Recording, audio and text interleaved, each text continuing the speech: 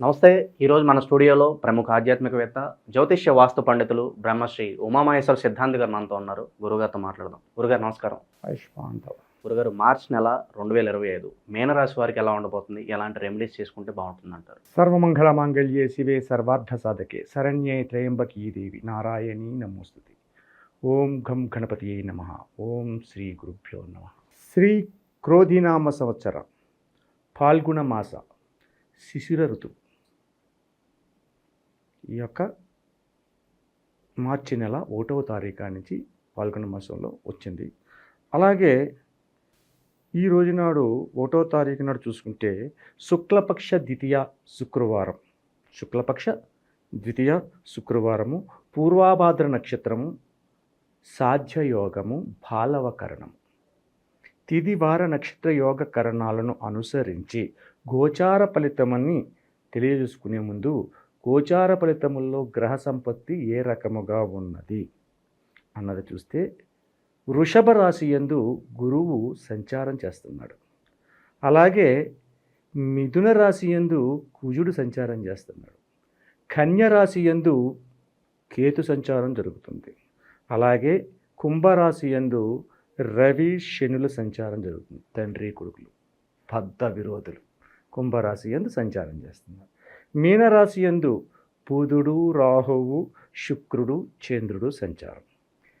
గ్రహ సంచారం ఈ విధముగా ఉంటే గోచార ఫలితాన్ని అనుసరించి మీనరాశి వారి యొక్క విధి విధానములు, నడిచే విధానములను మనం తెలుసుకుంటే మీనరాశి వారి గురించి ఏలినాటి శని ప్రభావం కలిగి ఉన్న వ్యయస్థానమునకు శని సంచారం చేస్తున్నందువల్ల అత్యధికమైన నష్టదాయకమైన ఫలితములే మీనరాశి వారు పొందుతారు.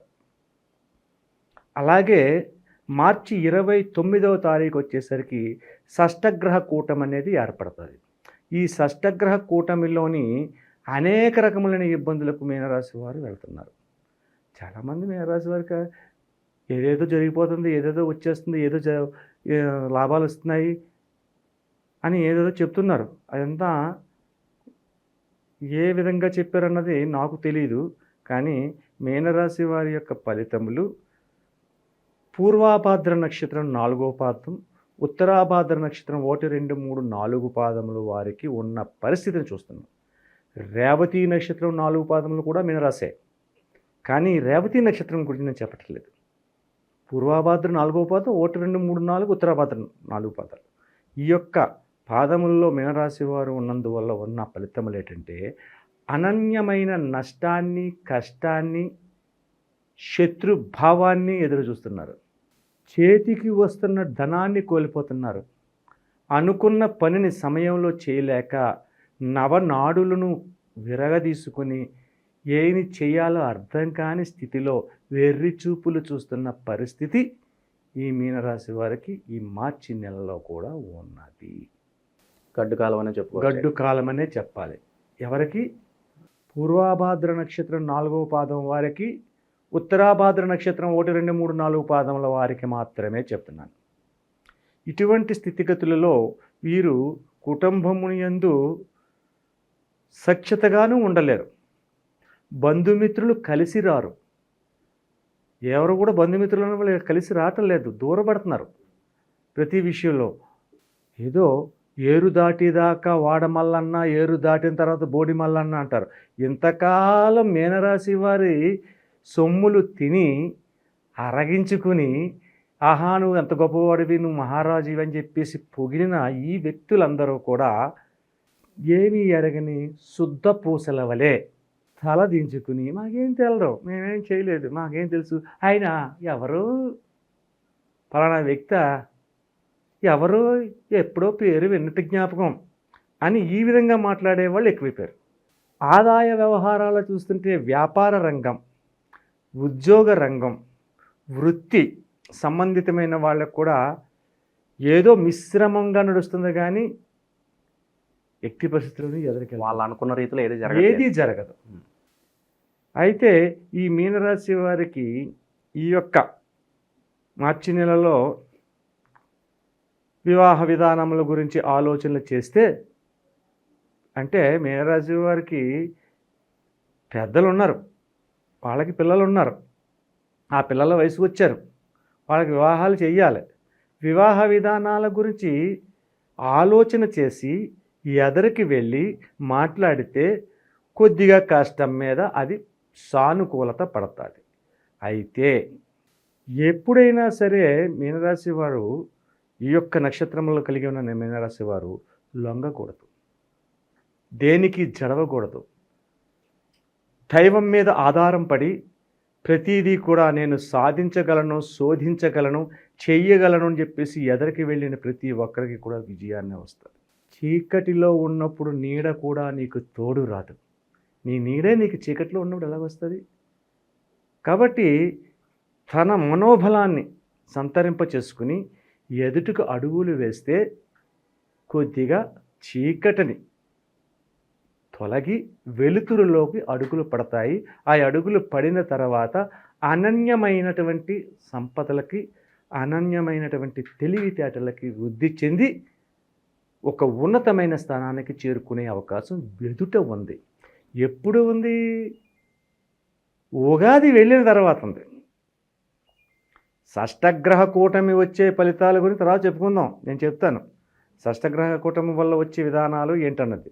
కానీ ప్రస్తుత కాలంలో మీనరాశి వారు అత్యంత జాగరూకతతోటి ప్రతి విషయంలోని ఆచితూచి మాట్లాడుతూ మౌన విధానాన్ని పాటిస్తూ, మౌన విధానాన్ని పాటించమన్నాను కదా అని మౌనంగా ఉండిపోతే చేతగానే ఉండైపోతాం. మాట్లాడే చోట మాట్లాడాలి, అరిసే చోట అరవాలి, తగ్గే చోట తగ్గాలి. ఏదో సినిమాలో డైలాగ్ ఉంది పవన్ కళ్యాణ్ గారి, ఎప్పుడు తగ్గాలో కాదు ఎప్పుడు ఎగ్గాలో తెలుసుకోవాలండి, ఎప్పుడు నెగ్గాలో కాదు ఎప్పుడు తగ్గాలో కూడా తెలుసుకోవాలండి. ఇటువంటి డైలాగులు ఉంటాయి. కానీ ఇక్కడ మీనరాశి వారు అటువంటివే ఆచరించాలి ప్రస్తుత కాలం వరకు. అయితే ఈ విధంగా పూర్వాభాద్ర ఉత్తరాభాద్ర నక్షత్రంలో ఉంటే రేవతి నక్షత్రంలో వారి యొక్క ఫలితములు ఏ రకంగా ఉన్నాయి? రేవతి నక్షత్రం అనగానే దేవగణంలోకి వెళ్ళింది. దానికి యోనికూటం వచ్చి ఏనుగయ్యింది. ఈ దేవగణ విధానంలో ఉండి మీనరాశిలో ఉన్న రేవతి నక్షత్రం వారికి ఏంటంటే కొన్ని చికాకులు, కొన్ని ఇబ్బందులు వెంటాడుతూ ఉన్నా కూడా, అంటే చీకటి వెళ్ళిన తర్వాత వెలుతురు వెళ్ళిన తర్వాత చీకటి రావడం ఎంత సహజమో ప్రతి వ్యక్తి జీవితంలోని కూడా ఒడిదుడుకులు అనేవి వస్తాయి.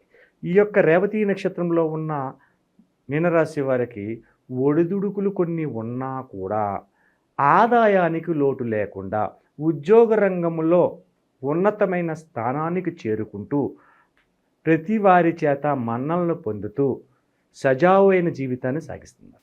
ఈ రేవతి నక్షత్రంలో జన్మించిన మీనరాశిలో ఉన్నవారి అందరికీ కూడా రేపు షష్టగ్రహ కూటమి వరకు కూడా ఎటువంటి ఇబ్బందులు ఉండవు. అనుకూలవంతమైన దాంపత్య జీవితాన్ని పొందుతారు. భార్యాభర్తల మధ్యనే అనుకూలతే కాకుండా బిడ్డల వలన కూడా సుఖ సంతోష విధానాన్ని సాగించే విధానం పొందుతూ ఉంటారు. అటువంటి విధంగా మీనరాశి నడుస్తుంది. కానీ ఉత్తరాభాద్ర 1వ పాదం వారికి ముఖ్యముగా ఉత్తరాభాద్ర 1వ పాదం వారికి మాత్రం అగమ్య గోచరమైన స్థితి సంభవించింది. అంటే ఉన్న ఆదాయాన్ని పూర్తిగా కోల్పోవడం. సోదరి మణులు, అక్కలు, చెల్లెళ్ళు, అన్న, తమ్ముడు వంటి వారి మధ్య వివాదాస్పదమైన పరిస్థితులు కలిగి అనేక రకములైన ఇబ్బందులకు గురి కావడం అనేది జరుగుతూ ఉంది. వీరి యొక్క ఆదాయ పరిస్థితి మందగమనంలోకి వెళ్ళిపోద్ది. ఈ మందగమనం అంటే ఇందాకే మనం చెప్పుకున్నాం, కుంభరాశి యందు రవి శనులు ఇద్దరు ఉన్నారు అని. ఏ స్థానంలో శని ఉన్నాడంటే ఆయన మందగమనుడు. ఈ మీనరాశికి గురువు అధిపతి, గురువుకు సముడైన వాడు శని భగవానుడు. ఈ యొక్క శని గురులు శత్రువులు కాదు కానీ మందగమన తత్వంగా వస్తారు. ఈ యొక్క గురుడు వెళ్ళి శుక్రస్థానమైనటువంటి వృషభ రాశిలో ఉన్నాడు. ఇటువంటి స్థితిగతులలో ఉన్నప్పుడు జరిగే పరిణామ పరిస్థితులు అనేక రకములైన ఇబ్బందులకు గురి కావడం జరుగుతుంది. కాబట్టి మీనరాశి వారు ఉత్తరాభాద్ర నక్షత్రం 1వ పాదం వారు 2, 3, 4 పాదములు కూడా, పూర్వాభాద్ర 4వ పాదం కూడా అత్యంత జాగరూకతతోటి ఎదురేకి అడుగులు వేయాలి తప్ప తుందుడుకు స్వభావంతో అడుగులు వేయకూడదు. ఎవరు చెప్పినను ఏమి చెప్పినను కూడా వినినట్టు నటించి వినకుండా మీకు తోచిన విధానాన్ని మీరు ఆలోచించండి. మీ అంతట మీరుగా ఆలోచించి అడుగులు వేస్తే సగమ్య గోచారం అనేది జరుగుతుంది. లేకపోతే అగమ్య గోచారంగా మారుతుంది ఈ యొక్క మీనరాశి వారికి. సరే, ఈ మీనరాశి వారికి ఉత్తరాభాద్ర నక్షత్రం, పూర్వభాద్ర నక్షత్రమే కాకుండా రేవతి నక్షత్రం వారు కూడా ఇటువంటి స్థితిగతులు, రేవతి నక్షత్రం వరకు చిన్న చిన్న అవాంతరములు ఉన్నాయని చెప్పుకున్నాం కదా, అవి కూడా తొలగి ఉన్నతమైన స్థానానికి వెళ్ళాలంటే ఏ విధమైనటువంటి వ్యవహారాలు చేస్తే, ఏ విధమైనటువంటి పూజా విధానాలు నిర్వర్తిస్తే మంచిది అన్నది మనం చూసుకోవాలి. ఫాల్గుణ మాసం శిశిర ఋతువు అనుకున్నాం, శ్రీ క్రోధినామ సంవత్సరం కాబట్టి ఈ యొక్క పరమేశ్వర తత్వాన్ని ఆరాధించండి. పరమేశ్వరుడికి నల్ల ద్రాక్ష పళ్ళు కానీ రసాన్ని తీసి అభిషేకం చేయండి. నల్ల ద్రాక్ష పళ్ళు ఒకటే చేస్తే సరిపోతుందా అనే అనుమానం కొంతమంది ప్రేక్షకులకు వస్తుంది. కాదు, పాలు, పెరుగు, తేనె, నెయ్యి, విభూది, చందనము, అలాగే రకరకములైనటువంటి పళ్ళరసములతో చేస్తూ ముఖ్యముగా నల్ల ద్రాక్ష పండు రసమును జ్యూస్ చేసి ఆ జ్యూస్ని అభిషేకం చేయాలి. ఈ అభిషేకం చేసిన తర్వాత స్వామివారికి చిమ్మిలి నైవేద్యం పెట్టండి. అరటిపళ్ళు, పళ్ళు అన్నీ పెట్టిన తర్వాత చిమ్మిలి కూడా పెట్టండి. చిమ్మిలిని పెట్టి, ముఖ్యంగా ఉత్తరాభాద్ర నక్షత్రం వారు చిమ్మిలిని కూడా నైవేద్యం పెట్టి, ఆ చిమ్మిలిని మీరు ఇంటికి పట్టుకెళ్లకుండా అక్కడున్న భక్తులకి ఆ తీర్థము, అభిషేకం చేసిన తీర్థము, ఈ చిమ్మిలిని ప్రసాదంగా పంపిణీ చేయండి. ఎప్పుడైతే ఈ రకంగా చేస్తారో మీనరాశి వారికి వస్తున్న పరిస్థితి ప్రభావముల్లో గడ్డు కాలమును తొలగి ఉన్నతమైన స్థానానికి చేరుతారని శాస్త్ర విధానాన్ని చెబుతుంది. కాబట్టి ప్రతి ఒక్కరు కూడా ఈ యొక్క విధానాన్ని ఆచరిస్తారని మనవి చేస్తుంది. మార్చి నెలలో మీనరాశి వారికి ఎలాంటి ఫలితాలు ఉంటాయి, ఎలాంటి రెమెడీస్ చేసుకోవాలి, మీ మాటలో చాలా అద్భుతంగా వివరించారు గురుగారు. ధన్యవాదాలు. ఆయుష్మాన్ భవ.